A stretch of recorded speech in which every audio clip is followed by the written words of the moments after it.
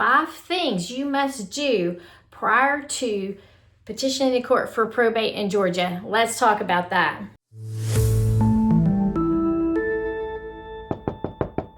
As a real estate agent who specializes in probate, oftentimes I run into people who are just at the beginning stages of getting ready to file for probate. And when I talk with these people, I give these 5 key areas that they should focus on while they're preparing to get ready to file for probate so that it can go as smooth as possible. Number 1 thing above anything else is to secure the property. This might mean parking the cars into the garage. It could also mean changing keys because you just don't know who has keys. There could have been a neighbor who has keys, friends who have keys, family members who have keys, maybe even an in-home caregiver who has keys.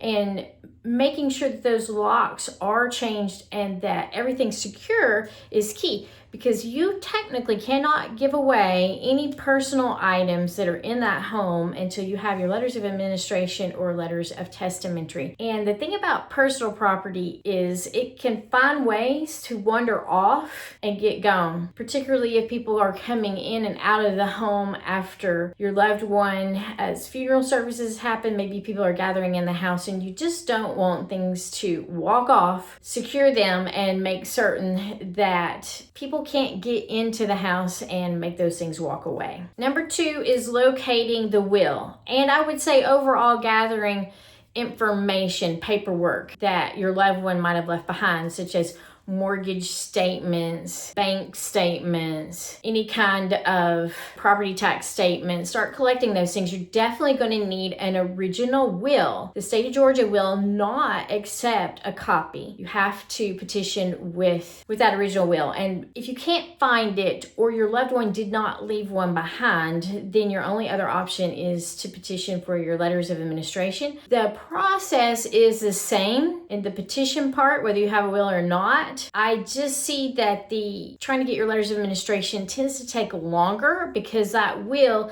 is the documentation that says what the loved one that had passed away, what their wishes were, and who's supposed to be the executor and who's supposed to get what. Whereas with the petition of administration, everybody kind of has to agree on who that administrator is going to be. And hopefully everybody's getting along in your family, because if they're not, then things can get drug on longer than they really need to be. The reason also why you want to get the mortgage statement and the bank statements is you want to see who has access to those, because maybe there could be a relative who has a joint account with when it comes to the banking. Even if you're not able to pay the mortgage or your loved one didn't leave a whole lot of money behind to continue to pay the mortgage, at least it gets you to know that there is a mortgage, because there's things you can do after you petition for probate that can kind of stop a potential foreclosure. So gathering up all that information is key. Order several death certificates, because once you get your letters of administration, you may run into utility companies and banks who want to see both death certificate and your letters together. Some of these people will not talk with you at all or deal with you if you don't have the letters of administration, but they also want to see that death certificate to come right along with it. Some bank accounts actually name beneficiaries, which means the bank could go ahead and deal with you as a beneficiary if you have that death certificate, because they can see that you are the one who is going to inherit that bank account or the cash that your loved one left behind. So gathering up those things, and then I'd say once you do get your letters, make lots of copies of them. Lots of people need to see that documentation that says, yes, you are the person who can act on behalf of the estate. Next up, don't pay for anything like a credit card bill.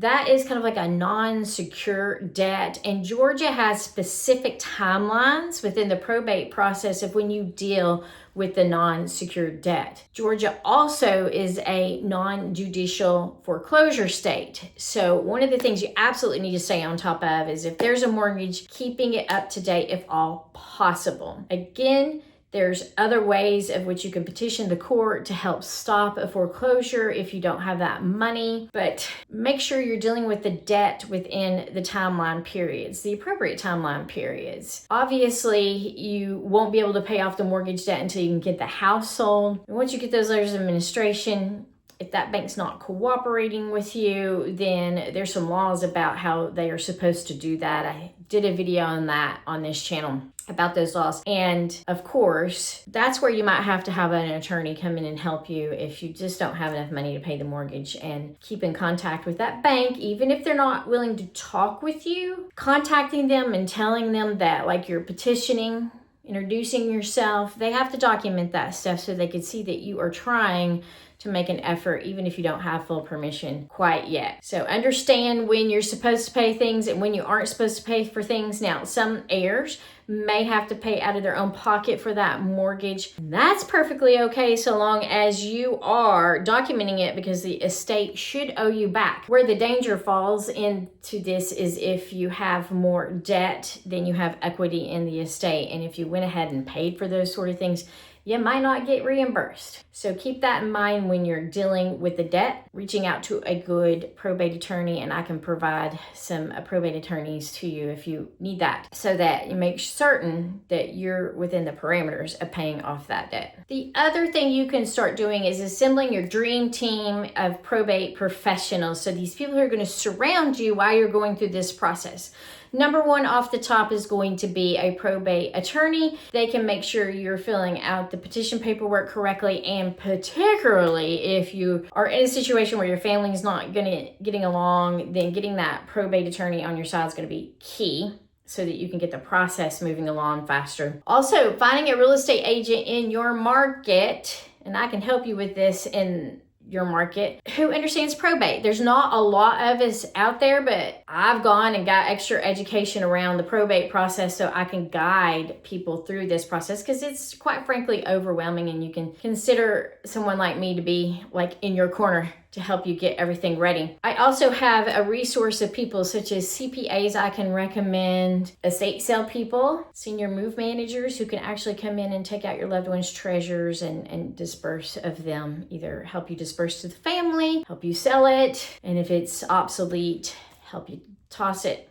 There's also repair people, and of course that's another debate on should I repair, should I not repair. There's a huge myth out there that says that you can't sell as is, and that's just simply not true. You can sell as is, but someone like me can also help you decide, do I put a little money into this? Do I do a little fresh paint and a little bit new carpet? Is it going to be worth it for when it comes out on the other side of selling it to the open public? At any rate, I have a wonderful guide on how to build your dream team that you can get into the link down below.